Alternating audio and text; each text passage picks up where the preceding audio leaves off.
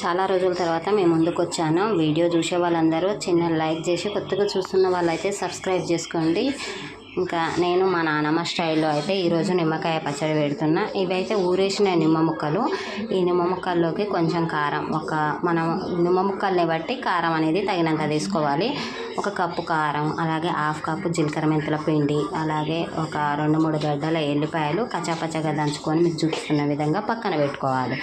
ఇప్పుడు మనం ఆ కారంలో జీలకర్ర మెంతుల పిండి, ఎల్లిపాయ ముద్ద కలుపుకొని పక్కన పెట్టేసుకొని దాంట్లో ఈ నిమ్మ ముక్కలు కూడా కలిపి పక్కన పెట్టేసుకోవాలి. ఇంకా కొంచెం ఉంది కదా ఎల్లిపాయ ముద్ద, అదైతే తీసుకొని ఇక్కడ మనం తాలింపు రెడీ చేసుకున్నాం కదా. ఈ తాలింపులో అయితే నేను కొంచెం జీలకర్ర, అలాగే ఎండుమిరపకాయలు, కొంచెం పసుపు వేసి, ఇంకా దాని తర్వాత మనం కొంచెం ఇంతాక కారంలో కలుపుకున్నాగా ఎల్లిపాయ ముద్ద మళ్ళీ కొంచెం ఉంది కదా, ఆ కొంచెం అయితే ఈ నూనెలో వేసేసిన. ఇంకొక సైడ్ అయితే నేను ఆలుగడ్డ ఫ్రై కూడా చేస్తున్నా. చూడండి నేను ఆలుగడ్డ ఫ్రై ఎలా చేస్తాననేది మీకు కావాలంటే కమెంట్ అయితే చేయండి. నేను నెక్స్ట్ టైం మళ్ళీ ప్రిపేర్ చేసి అయితే చూపిస్తాను మీకు ఎలా చేశాను అనేది అయితే.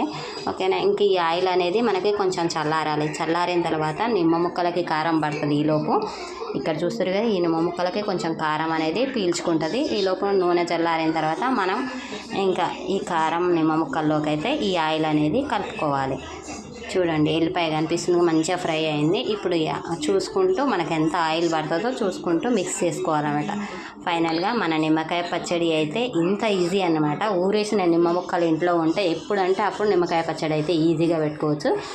ఈ సమ్మర్లో అయితే ఎవరు తినని వాళ్ళు కూడా ఎంతో ఇష్టంగా తింటారు ఈ నిమ్మకాయ పచ్చడి. ఈజీ, చాలా అంటే చాలా ఈజీ. ఒకసారి మీరు కూడా ఇలా ట్రై చేయండి. ఓకేనా. మీరు కూడా ఎలా పెడతారు అనేది కామెంట్ అయితే చేయండి. ఇంకా మన నిమ్మ మొక్కలు చూడండి ఎంత బాగున్నాయి కలర్ఫుల్గా. నేను తినేటప్పుడు నెక్స్ట్ వీడియో చేస్తాను. బాయ్. మరి సబ్స్క్రైబ్ చేసుకొని ఛానల్ మీద ఒక కన్నేసి ఉంచండి.